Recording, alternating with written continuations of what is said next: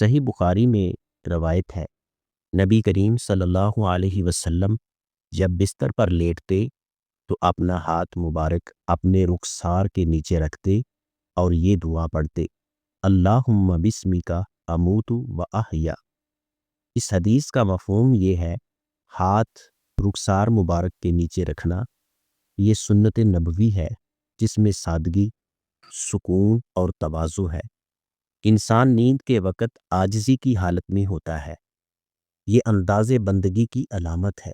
نیند کو عارضی موت سے تشبیہ دی ہے، بیداری کو نئی زندگی قرار دیا ہے۔ ایک روایت میں نیند کو موت کی بہن قرار دیا ہے۔ اس دعا کے پڑھنے کے کئی فائدے ہیں۔ نمبر 1، سنت پر عمل کا اجر ہوگا۔ نمبر 2، توحید اور توکل کی تجدید ہے۔ نمبر 3، ایمان پر نیند۔